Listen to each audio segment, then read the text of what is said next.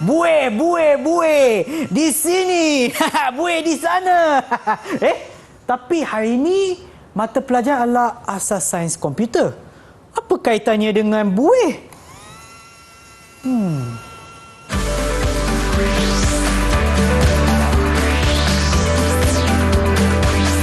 Didik TV KPM.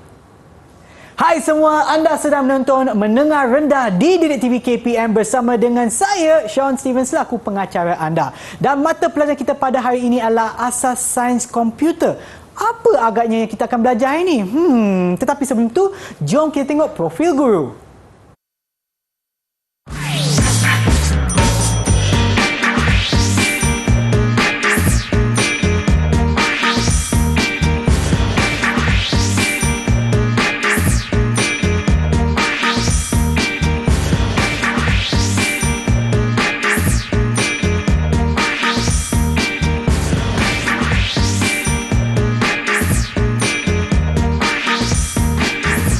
Dan bersama kita pada hari ini adalah Cikgu Rizwan. Hai Cikgu. Hai, Sihat Cikgu? Alhamdulillah, okey. Alright. Dan sebelum kita teruskan, mungkin Cikgu boleh kenalkan diri Cikgu kepada mereka yang menonton sekarang. Okey, Assalamualaikum dan salam sejahtera. Okey, nama saya Cikgu Muhammad Rizwan. Saya lebih mengajar untuk subjek asas sains komputer di SMK Tiram Jaya. Okey, baik Cikgu. Dan saya tahu yang hari ini bukan kita berdua saja kan Cikgu? Kita ada 4 orang murid yang akan bersama kita dalam talian. Siapakah mereka? Hai semua! Itulah dia muka-muka ceria kita yang akan bersama kita. Mungkin Cikgu boleh kenalkan mereka kepada yang menonton sekarang Cikgu. Okey, bersama kita murid-murid daripada SMK Tiram Jaya. Mereka terdiri daripada Fazliani Aliza. Okey, kemudian kita ada Hafidah Aini dan juga Fatihah Alia. Dan akhir sekali kita ada Nur Qadiah. Okey, baiklah. Adakah anda semua bersedia untuk pembelajaran kita hari ini? Bagilah thumbs up sekiranya dah sedia. Manalah thumbs up anda? Bagilah thumbs up kalau dah sedia. Dah ke belum? Okey, mungkin thumbs up mereka dekat bawah, tak nampaklah kat kamera Ego. Okey, tak apa Ego. Sebenarnya saya nak tanya, apa kaitan buih-buih dengan apa yang kita akan belajar hari ini Ego? Okey. Untuk topik kita asas sains komputer hari ini, kita akan melihat kepada bubble sort. Bubble sort, buih. Bubble sort. Bubble sort. Jadi dia adalah salah satu jenis isihan. Okey, dalam bahasa Malaysianya isihan yang akan digunakan, maknanya kita akan belajar nanti algoritma bagi bubble sort. Okey, dan sebelum kita teruskan Ego, kami nak bagi tahu kepada mereka yang menonton sekarang bahawa kita akan menggunakan banyak istilah dalam bahasa Inggeris. Oleh kerana memanglah untuk asas sains komputer, memang istilah-istilah ni memang banyak digunakan di rata-rata tempat. Jadi untuk meningkatkan kefahaman kita. Okey, baiklah Cikgu, silakan. Okey. Untuk tajuk kita hari ini adalah berkaitan algoritma bagi bubble sort. Okey. Dan algoritma bagi bubble sort ni adalah perkara yang ketiga. Okey, yang dalam topik menulis sudut dan juga melukis carta alil. Okey, sebelum ni saya pernah bersiaran untuk linear search dan juga binary search, iaitu berkaitan dengan macam mana proses carian sesuatu data ataupun elemen. Tapi untuk hari ini saya akan lebih fokus kepada bubble sort. Okey, untuk bubble sort ni, ia adalah satu teknik isihan item secara apungan. Okey, secara apungan, sama ada dalam urutan menaik ataupun menurut. Okey, jadi masuk kat sini adalah kita akan membuat isihan item tu mengikut susunan dia dengan tersusun, okey, dengan konsep apungan. Sebab tu tadi kita bermain bubble tadi. Bila kita macam yang Sean main bubble tadi, nampak dia punya konsep apungan tu kan. Jadi dalam konsep komputer ni dia macam mana benda tu diapung dan disusun. Okey, baik. Okey, seterusnya, sebelum saya masuk kepada topik kita hari ini, kita lihat balik konsep yang berkaitan dengan bubble sort ni. Okey, kalau dilihat kat sini, konsepnya adalah kita akan cuba, kita ada satu turutan nombor iaitu 4, 1, 9, 5 dan juga 3. Okey, untuk membuat susunan ini kita perlukan konsep apungan tadi. Okey, jadi kita akan bermula daripada kiri. Okey, dia akan membandingkan antara nombor 4 dan juga nombor 1. Okey, kemudian dia akan, bila ada sebab kita tadi nak susunan naik. Okey, jadi nombor yang kecil kita akan diletakkan sebelah kiri. Okey, yang nombor besar di sebelah kanan. Okey, jadi perbandingan yang pertama tadi dia dah membuat penukaran tadi. Okey, kemudian kita akan tengok 4 dengan 9, okey, tak ada penukaran. 9 dengan 5 kita perlu apungkan dia untuk menukarkan kedudukan 5 dengan 9 tersebut. Baik. Dan 9 3 dan seterusnya. Okey. Jadi proses ni, bila satu proses ulangan ni, dia akan tengok balik susunan tu, adakah dia masih mengikut susunan betul ataupun tidak. Okey. Okey, kalau masih lagi belum macam ni, 4 5 3 ni susunannya masih lagi belum teratur lagi. Jadi kita akan buat semula proses ulangan yang kedua. Okey, bermula daripada kiri, kemudian diikuti nombor perbandingan seterusnya. Okey, macam 3 dengan 5 ni dia akan berubah. Okey, 5 dengan 9 ni tak ada perubahan. Okey, kemudian dia akan semak lagi. Okey, kemudian didapati 4 dengan 3 ni perlu ada penukaran dia. Ya. Okey, kemudian kita akan buat ulangan yang ketiga, perbandingan yang pertama dan kedua. Okey, kedua dengan ketiga, jadi dia perlu ubah. Kemudian dia buat perbandingan lagi. Okey, 4 dengan 5 dan juga 5 dengan 9. Okey, kemudian komputer akan semak balik. Okey, adakah isian mengikut susunan yang sepatutnya? Jadi kat sini dah susunan mengikut susunan dia. Jadi proses isian dia akan tamat. So itulah konsep untuk bubble sort lah, cikgu. Okey, baiklah cikgu, dan sekarang kita akan berehat seketika dan kembali semula ke Mendengar Rendah di Didik TV KPM.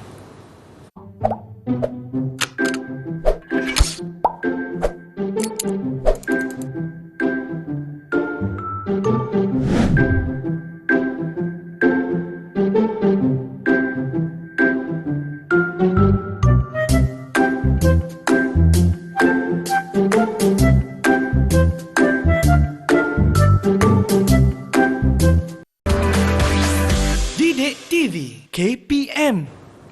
Kembali semula menonton Mendengar Rendah di Didik TV KPM bagi mata pelajaran asas sains komputer bersama dengan Cikgu Ridzuan. Baiklah cikgu, silakan. Okey, kita akan teruskan untuk topik kita hari ini.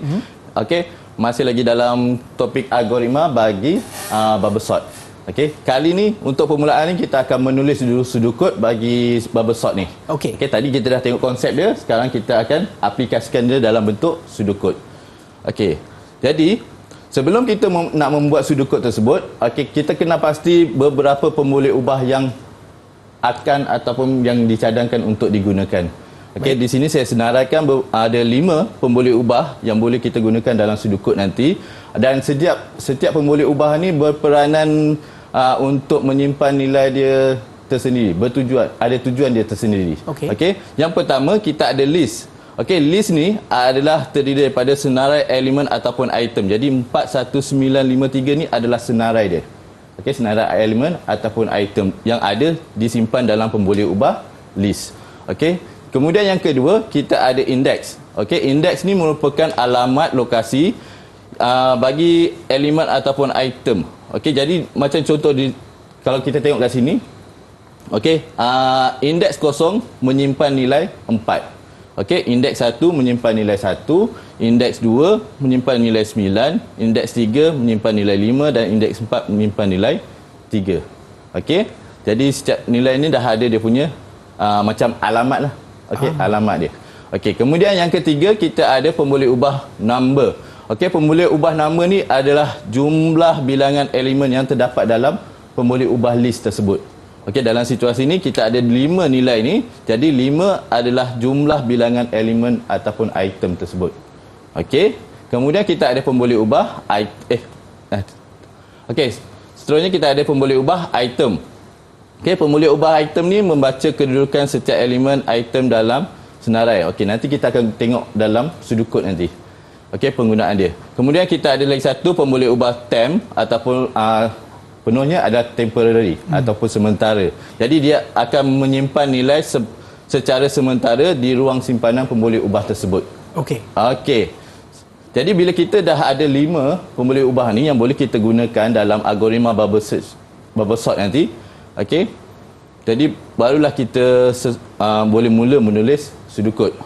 Okey, cara untuk menulis sudut kod, saya harap murid masih lagi tahu macam mana basicnya untuk menulis sudut kod ni. Okey, yang pertama kita akan bermula dengan yang pertama mula. Okey. Okey, mesti ada mula.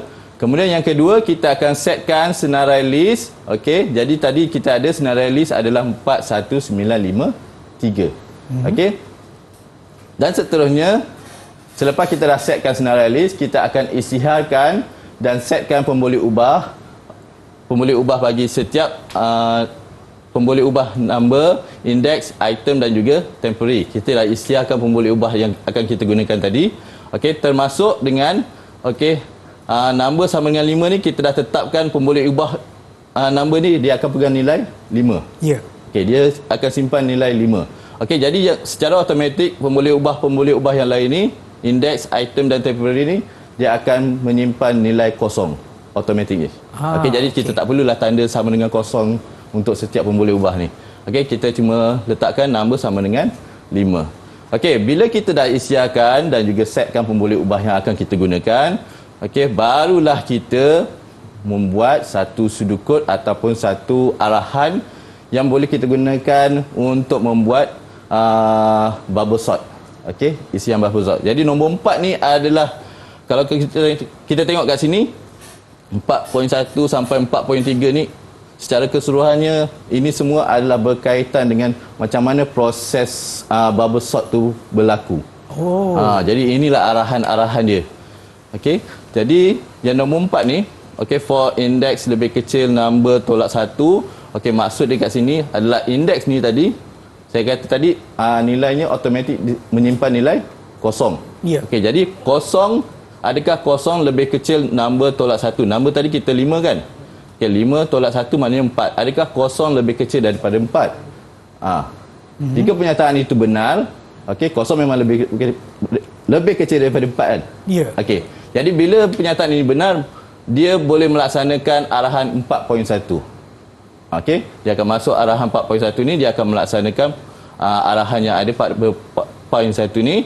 Okey, kemudian dia pada 4.1 ni dia akan setkan semula item tu kepada kosong. Ya. Okey. Kemudian pada 4.2, okey, 4.2 for item lebih kecil number tolak index tolak 1. Maknanya kat sini apabila nilai yang dibandingkan ini adalah benar, barulah dia akan masuk 4.21. Okey, jadi 4.21. Jadi dia akan melaksanakan lagi satu proses, iaitu jika if list, okey, kemudian kita ada satu nombor item kat sini, adakah nilai list item lebih besar daripada list item tambah 1, perbandingan kat sini. Jika benar, dia akan masuk 4.2.1.1. Okey. Okey, macam mana kalau dia pernyataan itu tak benar? Okey. Okey, contoh 4.2.1, jika pernyataan ini tidak benar, dia tak akan melaksanakan 4.2.1. 4.2.1.1. Tapi dia akan melangkah pergi ke 4.2.2. Dia akan tamat sini, dia akan buat sini. Jadi dia tak masuk yang dalam ni. Okey, murid-murid. Okey, sama juga dengan 4 tadi. Okey, 4 yang sebelum tu, 4.2 ni, okey, apabila pernyataan ini dibandingkan dia menjadi benar, dia akan melaksanakan 4.2.1. Jika pernyataannya tidak benar, dia akan melangkah poin tersebut, tapi dia akan laksanakan 4.3. Okey. Sama juga yang nombor 4 ni. Okey, bila nombor 4 ni for index pernyataan ini benar, dia akan masuk 4.1.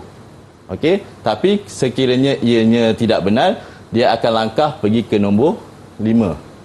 Okey, iaitu dia akan paparkan senarai list yang baru sekiranya ada. Okey, maknanya kalau 4 dia langkah ke sini, maknanya tak adalah senarai yang baru. Tapi kalau dia melaksanakan proses di dalamnya, okey, dan berulang-ulang, okey, jadi ia ada senarai list yang baru. Kat situ kita nampak dia punya proses isihan perubahan nombor itu berlaku dalam nombor 4 ni. Okey. Okey, kemudian yang seterusnya kita ada, last kali kita akan tamatkan sudut kod ni. Okey.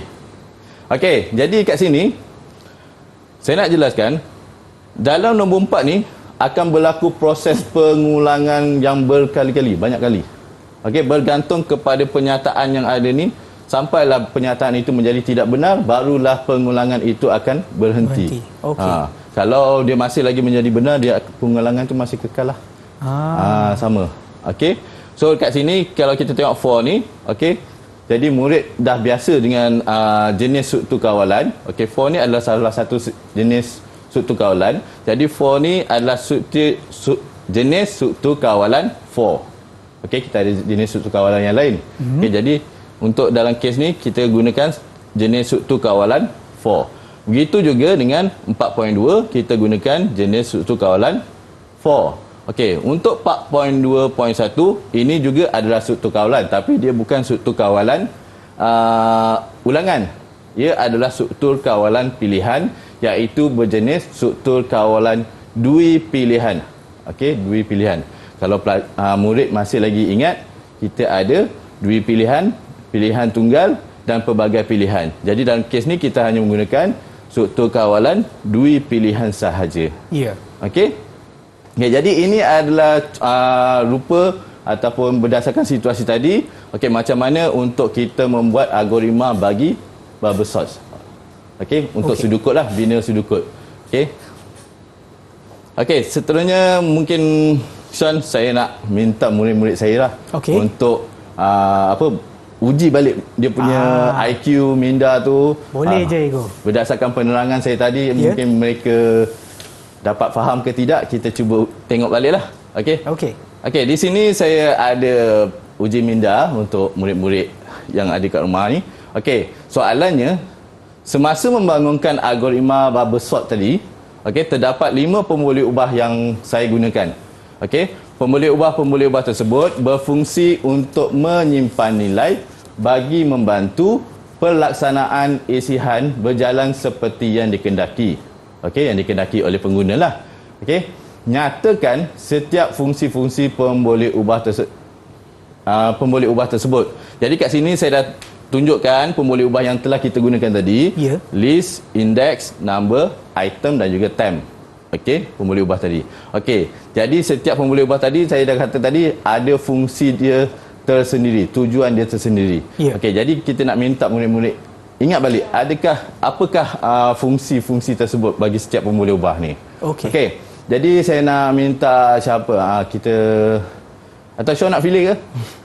Okey, mungkin saya nampak Hafidah Aini senyum tadi. Mungkin dia yang nak jawab dulu. Dia sudah bersedia. Okey, ya, silakan. Hafidah Aini. Okey, mungkin kamu boleh beritahu apakah fungsi pemboleh ubah bagi list? Menyimpan senarai item yang akan diisihkan. Okey, menyimpan senarai item yang akan diisihkan. Okey, itu. Okey, betul. Okey, seterusnya kita ada, saya pilih ya, Fazliani. Okey, apakah fungsi bagi indeks? Menyimpan nilai indeks sebagai alamat lokasi setiap item yang ada dalam senarai. Okey. Lepas ni nanti cakap dengan jelas ya. Okey, menyimpan nilai indeks sebagai alamat lokasi setiap item yang ada dalam senarai. Okey, betul. Okey, seterusnya kita minta siapa lagi? Fatihah Alia. Apakah fungsi bagi number? Menyimpan jumlah bilangan item yang terdapat dalam senarai. Okey, menyimpan jumlah bilangan item yang terdapat dalam senarai. Okey, seterusnya kita minta Korea untuk pemboleh ubah item. Menyimpan nilai indeks yang akan dibaca pada setiap nilai dalam senarai. Okey, menyimpan nilai indeks yang akan dibaca pada setiap nilai dalam senarai. Dan akhir sekali, kita teruskanlah dengan Korea. Okey, Korea, untuk pemboleh ubah temp. Menyimpan item secara sementara ketika penukaran lokasi indeks. Okey, menyimpan item secara sementara ketika penukaran lokasi indeks. Okey, jadi Sean, kat sini kita dah nampak pelajar dia tahulah jawapan dia untuk fungsi setiap pemboleh ubah yang digunakan tadi. Jadi bila dia dah bekerjasama macam ni, kita bagi je lah dia grade A. Grade A. Tanya kepada anda semua. Wow. Harap-harap bila PT3 nanti dah dapatlah A di sini. Okey, seterusnya saya ada lagi satu uji minda. Okey, berdasarkan struktur yang kamu tengok sebelum ni, terdapat 2 jenis struktur kawalan yang kita gunakan. Okey, nyatakan setiap jenis struktur kawalan tersebut. Saya baru terangkan tadi. Okey, yang pertama, struktur kawalan apa? Hafidah? Ulangan 4. Ulangan? 4. Okey, ulangan 4. Okey, betul. Okey, seterusnya kita minta Fatia Alia. Lagi satu struktur kawalan yang kita gunakan? Struktur kawalan dua pilihan. Okey, struktur kawalan dua pilihan. Okey, macam mana mereka dapat tadi? Okey, seperti penerangan saya tadi, struktur kawalan ulangan 4 berada di nombor 4 tadi dan juga nombor 4.2. Manakala dua pilihan berada di sinilah. Okey, 4.2.1. Okey. Dan untuk ni Igu, bagaimana prestasi bagi murid kita yang jawab tadi? Oh, prestasi. Okey, jadi mereka pun memang dah jawab betul. Jadi kita bagilah A. Okey. Baik, tanya kepada anda semua. Dan sekarang kita akan berehat seketika. Kembali semula ke Mendengar Rendah di Didik TV KPM.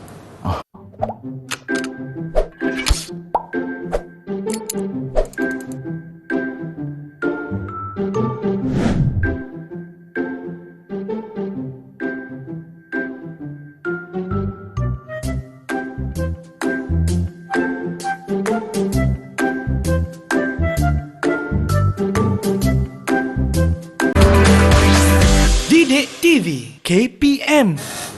Kembali semula menonton Mendengar Rendah di Didik TV KPM bagi mata pelajaran asas sains komputer. Dan sebelum kita teruskan, nak bagi tahu kepada anda semua bahawa kami akan menggunakan banyak istilah dalam bahasa Inggeris kerana asas sains komputer ni memang istilah ni memang digunakan di merata dunia, kan Igu? Ya. Okey, bagi meningkatkan kefahaman murid semua. Okey, cikgu silakan Igu.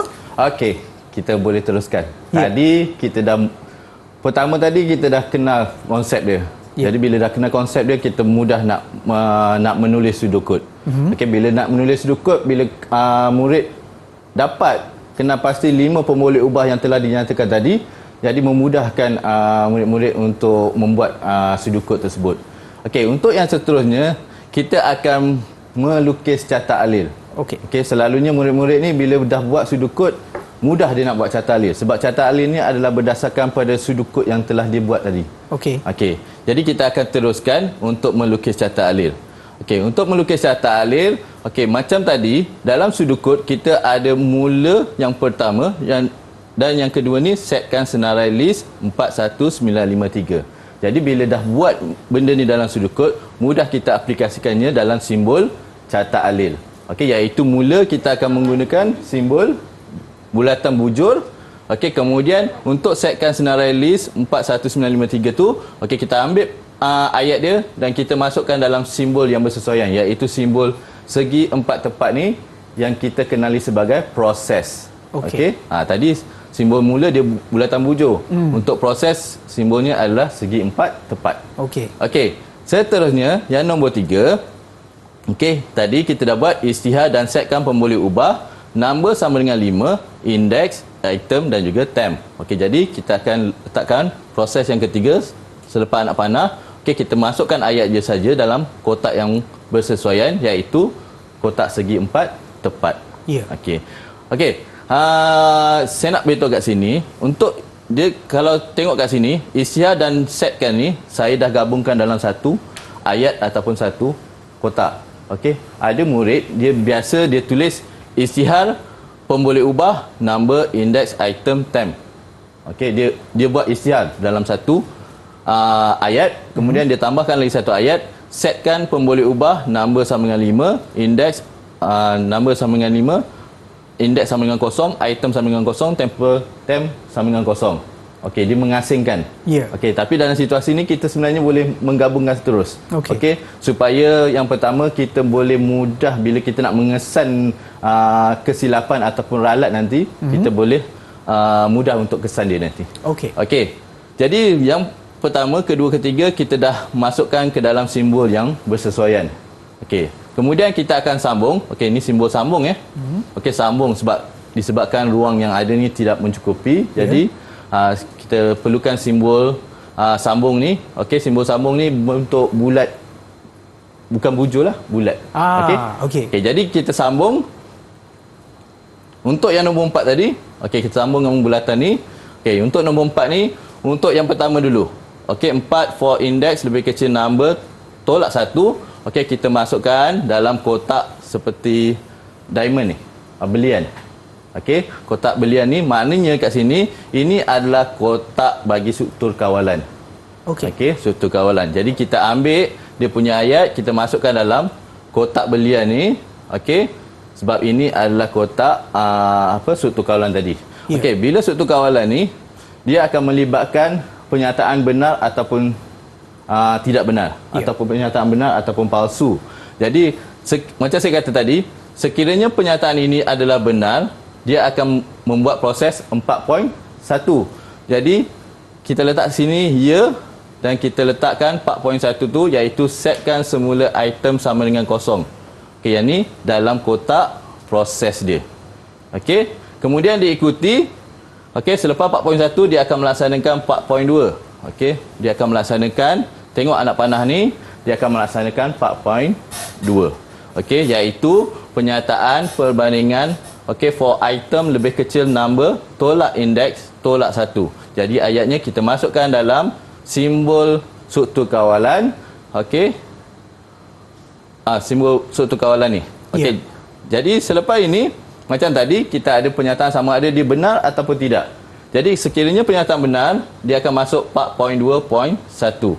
So dia akan pergi pernyataan benar iaitu ya ni, dia akan pergi 4.2.1 iaitu if list item lebih besar list item tambah 1. Okey, kita salinkan ayat di dalam tu. Okey. Okey.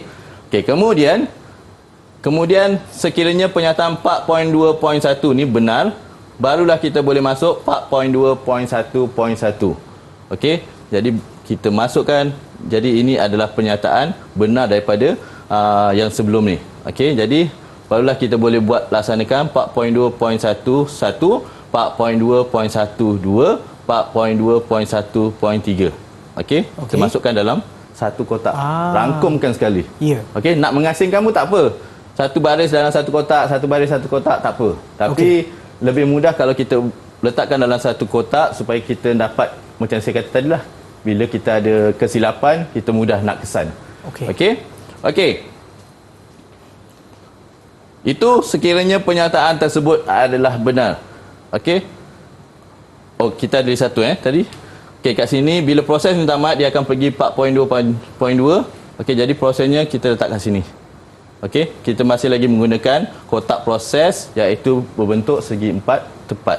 Ya. Okey, kemudian dia akan mengulangi proses tersebut macam 4.2.3 ni, dia akan naik semula ke 4.2. Selepas proses ni tamat, dia akan naik sini. 4.2. Jadi sebab itulah dia naik dekat setkan semula tu. Okey. Okey, kemudian okey, ini sekiranya pernyataan itu benar. Okey, bagaimana kalau pernyataan itu tidak benar? Untuk pernyataan tidak benar, okey, contoh kita mulakan yang daripada sinilah. Okey, for item ni, sekiranya pernyataan ini tidak benar, dia tak akan melaksanakan sini, tetapi dia melaksanakan 4.3. Jadi dia akan yang ni, pernyataan ini tidak benar. Okey, dia akan naik, dia akan pergi sini. Betul. Dia akan laksanakan indeks sama dengan indeks tambah 1. Ya. Okey, barulah dia akan pergi balik ke atas. Okey, 4.1 tadi. Nombor 4 ni. Okey, sini. Okey. Okey, saya pun dah ni. Okey, seterusnya. Okey, if jika pernyataan tidak benar, dia akan laksanakan, okey, iaitu dia akan laksanakan kiraan item. Okey, dia akan, if ni tidak benar, dia akan pergi 4.2.2 tamat jika, dan 4.23 dia akan laksanakan proses ni. Jadi yang kalau kita tengok sini tamat jika ni tak ada dalam catat alin ni. Okey, kita tak perlu nak letakkan ayat tersebut dalam salah satu simbol catat alin ni. Okey. Okey. Okey, jadi kita dah selesai yang ni, kita dah selesai yang ni. Okey, bagaimana pula kalau for indeks lebih kecil number tolak 1 pernyataan ini tidak benar? Okey, kalau tidak benar, kalau kita tengok sini, dia akan melangkah benda ni, dia akan pergi kepada nombor 5. Nombor 5. Okey, dia akan pergi nombor 5 iaitu papar senarai list. Okey, jadi kita kat sinilah. Garisan tidak. Okey, pernyataan tidak benar. Okey, kita akan papar senarai list yang baru, kemudian kita akan tamatkan. Jadi kesimpulannya, inilah gambaran rupa bagi catat alir bubble sort ni. Ya, dan ini adalah berdasarkan pseudocode yang kita buat tadi lah. Yang kita buat tadi. Okey, faham. Jadi bila kita dah buat pseudocode tadi, jadi mudah untuk kita buat catat alir ni. Baik. Kita macam lebih kurang terjemahkan ayat tersebut ke dalam bentuk simbol-simbol yang catat alir. Okey. Okey. Ya. Jadi Sean, bila kita dah selesai benda ni, jadi saya harap murid fahamlah. Okey, murid faham macam mana untuk membuat catat alir ni. Okey. Okey, jadi saya ada sediakan satu uji minda. Ya. Okey, uji minda bagi murid-murid saya ni. Okey, kita nak tengok dia punya refresh. Sama ada faham ataupun faham tidak. Atau tidak. Ya. Okey. Okey, jadi kita tengok. Okey, soalannya diberikan proses yang berlaku dalam algoritma bubble sort tadi. Okey, susun proses tersebut mengikut langkah yang betul. Okey, kamu kena susun nanti. Okey, berikut adalah pilihan-pilihan kira susunan-susunan yang tidak tersusun. Okey, ada 9 dekat sini. Okey, jadi diminta murid kenal pasti susunan dia mengikut turutan yang betul lah. Okey, apa yang perlu kita mulakan dulu, apa yang perlu kita buat kemudian dan seterusnya sampailah 9 proses tu tamat. Okey. Okey, dan kepada mereka yang menonton di rumah pun boleh cuba sekali untuk jawab uji minda yang disediakan oleh cikgu. Okey. Dan kita akan bandingkan jawapan kita nantilah yuk. Okey. Okey. Jadi murid, okey, saya nak minta kamu nanti untuk mengangkat tangan siapa yang tahu proses yang pertama, kedua dan seterusnya. Okey, memberitahu yang kamu dah tengok yang ni, kamu boleh kenal pasti yang mana yang pertama, yang kedua dan seterusnya. Okey. Okey, jadi untuk yang pertama, apakah proses ataupun langkah yang pertama bila kita nak membuat algoritma bubble sort? Okey, mungkin salah seorang murid saya boleh beri angkat tangan untuk memberikan jawapan. Okey, kita ada Nur Fazliani Aliza. Okey, apa yang pertama? Setkan senarai item. Jelaskan. Apa lagi? Kuatkan. Setkan senarai item. Okey, kita akan setkan senarai item terlebih dahulu. Okey. Kemudian yang kedua, siapa nak jawab? Fatihah Alia Tumiran. Okey, apa dia yang kedua? Isytiharkan pemboleh ubah yang akan digunakan dan tetapkan nilai bagi pemboleh ubah. Okey, iaitu yang kedua kita akan mengisytiharkan pemboleh ubah yang akan kita gunakan dan kita akan menetapkan nilai bagi setiap pemboleh ubah tersebut sekiranya ada.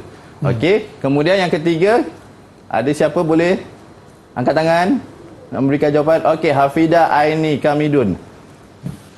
Yang ketiga, uji penyataan indeks lebih kecil nombor -1 menggunakan SK ulangan for.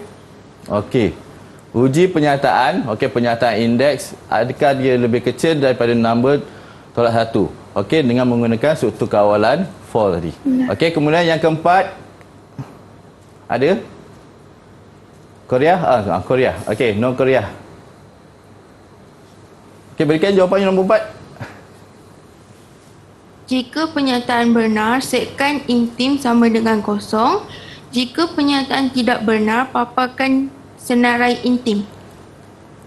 Jika pernyataan benar, setkan item sama dengan kosong. Jika pernyataan tidak benar, papar senarai item. Okey, betul. Okey, seterusnya kita perlukan proses yang kelima. Siapa? Ada? Fazliani Aliza. Cepat. Cepat angkat tangan. Uji penyataan item. Okey. Lebih kecil nombor tolak indeks tolak 1 menggunakan SK ulangan for. Uji penyataan item, adakah dia lebih kecil daripada nombor tolak indeks tolak 1 dengan menggunakan struktur kawalan ulangan for. Okey, seterusnya nombor 6. Ada? Hafidah nombor 6. Jika pernyataan benar, uji pernyataan list item lebih besar, list item tambah 1 menggunakan SK demi pilihan if. Jika pernyataan for tidak benar, nilai indeks akan ditambah 1 dan pengulangan berlaku. Okey, betul, itu dia. Okey, itu yang berkaitan dengan nombor 6. Jika pernyataan benar, uji pernyataan list item lebih besar list item tambah 1 dan seterusnya. Okey, yang ketujuh. Okey, siapa? Fatihah Alia. Okey, Fatihah Alia. Jika pernyataan if benar, laksanakan. item sama dengan list item. List item sama dengan list item tambah 1. Okey. List item tambah 1 sama dengan temp. Okey. Dan nilai item akan ditambah 1 dan pengulangan berlaku. Okey, itu dia. Okey, dan seterusnya kita ada lagi 2 jawapan yang perlu disusun. Okey, siapa boleh bagi jawapan? Proses yang ke-8. Hafidah Aini. Jika pernyataan if tidak benar, laksanakan nilai item akan ditambah 1 dan pengulangan berlaku. Okey, jika pernyataan if tidak benar, okey, laksanakan nilai item akan ditambah dengan 1 dan pengulangan akan berlaku, diteruskan. Okey, dan terakhir. Jadi dah ada jawapan yang terakhir. Apa dia? Siapa? Meh, angkat tangan. Okey, Nur Korea. Okey, apa dia? Yang ke-9. Proses akan berhenti apabila pernyataan for index lebih kecil number tolak 1 menjadi tidak benar dan senarai intim baru akan dipaparkan. Okey, itu dia. Okey, proses yang terakhir adalah proses akan berhenti apabila pernyataan for index adalah lebih kurang daripada nombor tolak 1 dan ia menjadi tidak benar, maka senarai item baru akan dipaparkan. Okey, jadi dekat sini murid-murid semua dah dapat menyenaraikan 9 turutan proses dalam algoritma bagi bubble sort dengan betul. Dengan betul. Jadi So, kita bagilah A. Tahniah kepada anda semua. Memang terbaiklah murid kita yang ada dalam tanya ya, cikgu. Dan itulah susunan proses yang betul bagi algoritma bubble sort. Dan sekarang kita akan berehat seketika dan kembali semula ke Menengah Rendah di Didik TV KPM.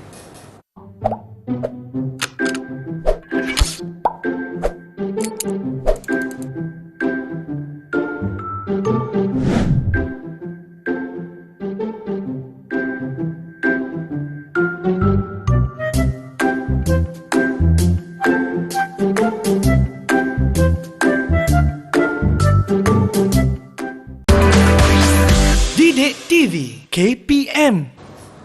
Anda sedang menonton Menengah Rendah di Didik TV KPM bersama dengan saya, Sean Steven dan juga Cikgu Ridzuan bagi mata pelajaran asas sains komputer. Dan sebelum kita teruskan, nak beritahu kepada anda semua bahawa kita akan menggunakan istilah dalam bahasa Inggeris kerana memang digunakan untuk mata pelajaran ini bagi kefahaman semua. Okey, silakan Cikgu. Okey, dan kita sudah pun berada di penghujungnya bagi topik ini. Okey, jadi secara objektifnya tadi, okey, hari ini kita nak mempelajari tentang algoritma bagi bubble sort. Ya. Okey, jadi bagaimana kita nak membina sudut bagi bubble sort, bagaimana kita nak membina carta alih yang bersesuaian bagi bubble sort. Okey, jadi waktu yang tadilah kita dah tengok macam mana sudut kod tersebut, bagaimana rupa carta alih tersebut. Ya. Okey. Okey, jadi sebelum kita mengakhiri ini, saya nak mengucapkan tahniahlah kepada semua murid-murid, okey, kerana berdasarkan kepada uji minda yang kita buat tadi, okey, murid-murid dah berjaya untuk menjawab dan juga saya rasakan mungkin kamu sudah memahami benda ni. Ya. Okey. Jadi tadi kita dah bina sudut kod dan juga carta alih. Ya. Okey, tapi perlu diingat murid-murid, okey, bahawa murid-murid bukan sahaja membuat sudut kod dan carta alih itu mengikut yang saya tunjukkan tadi. Okey, kita perlu menguji. Okey, menguji sudut kod dan juga carta alih itu, pastikan ia menjalankan proses dan menghasilkan output yang seperti yang dikendaki. Ya. Okey, jadi untuk melaksanakan pengujian tersebut, okey, kita mungkin murid boleh tengok balik topik daripada tingkatan 2 sebelum ni, iaitu topik berkaitan dengan pengesanan ralat. Okey, di sini saya lampirkan. Okey, saya tunjukkan link untuk melihat kembali siaran berkaitan dengan pengesanan ralat. Okey, bagaimana untuk mengesan ralat yang ada dalam sudut kod ataupun carta alih. Okey. Okey. Jadi sini saya tunjukkan secara ringkas macam mana kita nak buat teknik pengesanan ralat. Okey, dengan menggunakan cara teknik semakan meja ataupun dalam bahasa Inggerisnya kita panggil desk checking. Okey. Okey, desk checking ni, jadi murid ingat balik desk checking. Okey, saya akan tunjukkan. Okey, saya sudah ni saya dah buat. Okey, desk checking untuk algoritma bubble sort ni. Okey, iaitu yang pertama kita ada jadual senarai. Okey, jadual senarai ni di mana yang warna merah ini adalah pengulangan yang berlaku berapa kali. Okey, jadi kat sini kita tengok semasa kita nak menyusun senarai tersebut, proses pengulangan for yang berlaku itu berulang sebanyak 15 kali. 15 kali. Okey. Kemudian barulah kita dapat satu paparan list baharu di mana susunan nombornya mengikut turutan yang sepatutnya, iaitu turutan secara menaik tadi. Iaitu 1, 3, 4, 5 dan juga 9. Kemudian kita juga perlu satu lagi jadual, iaitu jadual berkaitan dengan pemboleh ubah. Kita ada 5 pemboleh ubah tadi. Satunya dah masuk dalam jadual senarai ini. Kemudian 4 pemboleh ubah yang lain kita wujudkan dalam lagi satu jadual pemboleh ubah tersebut untuk kita melihat nilai-nilai yang berubah dalam pemboleh ubah tersebut. Kita nak tengok daripada mula macam mana nilai yang disimpan dalam pemboleh ubah itu berubah sampai ke akhirnya. Kalau kita tengok kat sini, mula pemboleh ubah indeks ni dia memegang nilai kosong, tapi di akhir atau cara tu dia dah kosong tu dah tak ada. Jadi nilai yang terkini yang pegang adalah nilai 4. Begitu juga dengan pemboleh ubah yang lain. Selain daripada jadual senarai dan juga jadual pemboleh ubah, saya ada juga buatkan satu jadual, iaitu jadual berkaitan dengan penyataan tadi. Jadual penyataan for, jadual penyataan for yang kedua dan lagi satu jadual penyataan if. Bila kita buat jadual ni, kita akan lebih mudah mengesan baris demi baris, di mana akan adanya berlaku kesilapan sekiranya algoritma yang kita laksanakan tu tidak melaksanakan seperti yang dikehendaki. Jadi daripada contoh ni sama juga macam yang sebelum ni. 15 proses pengulangan. Semuanya ada 15 baris kat sini, dan pengulangan yang ke-15 itu akan berlaku penyataan yang tidak benar. Iaitu 4 lebih kecil 5 tolak 1 apabila 4 lebih kecil daripada 4. Jadi penyataan itu adalah tidak benar sebab 4 adalah sama dengan 4. Bila penyataan itu tidak benar, ini adalah penyataan yang baris yang 4 tadi dalam sudukut tadi. Jadi penyataan itu tidak benar, maka proses itu akan tamat dan kemudiannya dia akan pergi ke baris yang kelima dalam sudukut tadi, iaitu papar senarai list yang baru. Maka kita akan mendapat output dia. List akan memegang senarai iaitu 1, 3, 4, 5 dan juga 9 dalam turutan menaik. Jadi inilah. Jadi murid boleh gunakan teknik semakan meja ni ataupun desk checking ni untuk menguji sudukut dan juga carta alih yang telah dibina tu supaya dia melaksanakan seperti yang sepatutnya. Wow, menarik juga untuk kita mengesan mana ralatnya sekiranya sudukut kita salah dan sebelum kita berakhir, mungkin cikgu boleh berikan sedikit rumusan kepada pembelajaran kita hari ini, cikgu. Untuk pembelajaran kita hari ini diharap kita dah terus fokus dengan algoritma bubble sort. Algoritma bagi bubble sort. Kalau sebelum ni murid dah fokus kepada linear search, dah fokus kepada binary search. Jadi perkara yang ketiga ni mereka dah faham berdasarkan kepada bila saya ajukan soalan mereka berikan jawapan dengan betul. Jadi saya rasa mereka dah faham algoritma bagi bubble sort ni macam mana dia berfungsi, macam mana ia dilaksanakan. Jadi sort ni adalah berkaitan dengan isian. Kalau yang sebelum ni yang search ni adalah berkaitan dengan carian. Jadi ini adalah permulaan untuk sort. Untuk sort kita kena bubble sort. Jika ada peluang, saya akan perkenalkan juga lagi satu sort, iaitu bucket sort. Itu pada masa yang akan datang, cikgu. Dan pada hari ini pula, cikgu, bagaimana prestasi secara keseluruhan bagi murid kita yang ada dalam talian, cikgu? Prestasi mereka daripada keceriaan, tengok senyum sekarang, dah lepas menjawab tadi uji minda tadi, berjaya mendapat beberapa kali A tu. Saya rasa prestasi, kalau kita nak bagi prestasi tu memang prestasi orang kata cemerlang lah. Cemerlang. Jadi bila dah cemerlang tu, diharap mereka lebih terbuka, lebih faham untuk bersedia dalam sort lagi satu, iaitu bucket sort. Terima kasih cikgu atas perkongsian ilmu cikgu pada hari ini. Dan sekiranya ada murid sama ada dalam talian ataupun yang menonton di rumah tu, sekiranya mereka ingin mendapatkan latihan tambahan ataupun nak meningkatkan kefahaman mereka, daripada mana mereka boleh dapatkan latihan tersebut? Nak meningkatkan kefahaman memang kita perlu membuat latihan lagi lah. Di sini saya pun ada satu latih to be Ya. untuk murid. Okey, tadi kita dah buat secara menaik, kali ini kita boleh buat secara menurun. Ya. Okey, selain daripada yang ni mungkin pelajar boleh masuk ke dalam sumberku, Ya. okey, untuk mendapatkan bahan-bahan untuk menambahkan kemahiran untuk memahami algoritma ini. Okey, terima kasih Cikgu Rizwan dan juga kepada murid yang ada dalam talian dan kepada mereka yang menonton sekarang, harap ia memberi manfaat kepada anda semua dan kita akan berjumpa lagi di kelas yang seterusnya. Bye semua!